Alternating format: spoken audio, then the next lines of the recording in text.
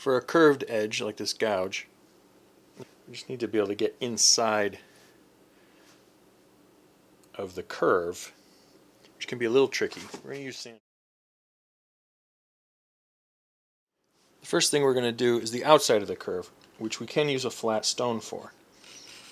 We just need to twist the tool as we go so that we can reach the entire edge.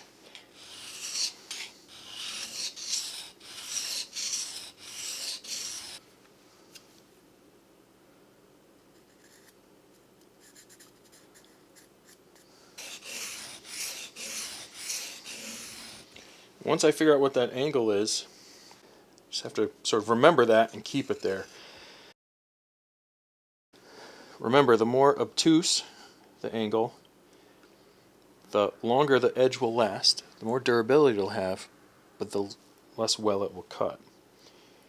The more acute, the better it'll cut, the more susceptible it is to getting chips or to dulling more quickly. The corners of these can be tricky, and the very corners have worn off, so they might end up a little bit rounded. And for what we're doing, having the corners here a little rounded can be beneficial. It's less likely to leave a mark. To get to the inside curve here, I'm just going to take a piece of sandpaper and wrap it around this dowel. Add a little water to it. You could glue it down, put an elastic around it. It can be a little more convenient. I'm just going to hold it because I'm going to be changing the grit a few times. And then, because this is a double bent gouge, which means it has a long sweep here, it's not straight, I can only go in so far or my sharpening device will pick up and make a bevel on the inside, which a little bit of bevel on the inside can be good with these tools, but I don't want much at all.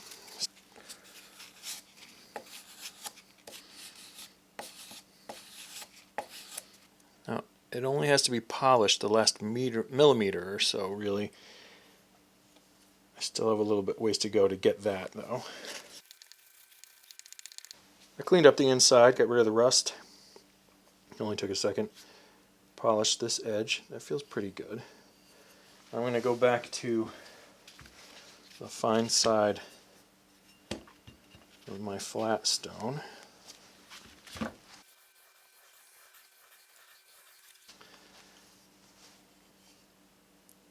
The bevel here, I really only need to get this last millimeter, just like on the inside, polished and sharp.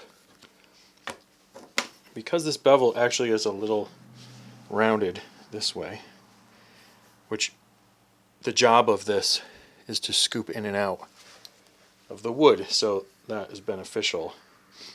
I don't necessarily ride the entire bevel along the edge of this. It's rounded. I only need to get the very edge to make contact. And I can measure that with the Sharpie ink to see if that's where I'm actually removing material. And I am here. I missed there, so I gotta make a slight adjustment.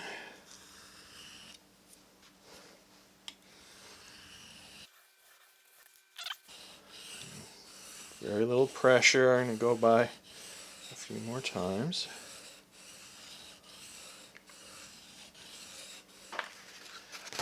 Just like with the straight knife, I'm going to put 2000 grit down, polish this with that.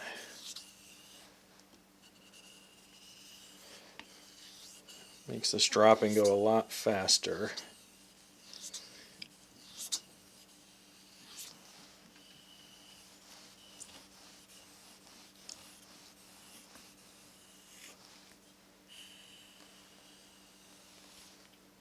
And I can just feel a little bit of the burr, very fine. Ooh, wore through the paper there. Probably the burr.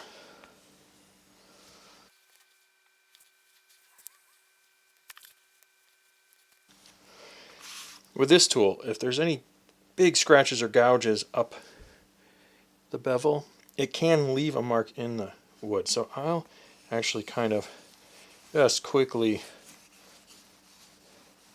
go over the entire bevel right up to the transition, just to knock off any real rough or sharp edges there. There it is. Now, same on the inside. A few passes. I used 1200 on the inside earlier, so I'm just going up to 2000 to try to guarantee a nice polished edge in there.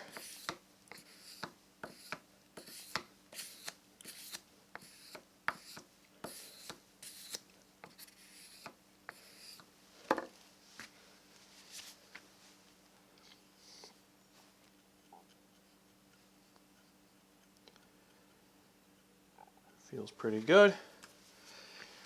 Now obviously the outside of this I can strop with regular flat strop. You can also make a strap by gluing a leather to a dowel or any other profile of wood. When I don't have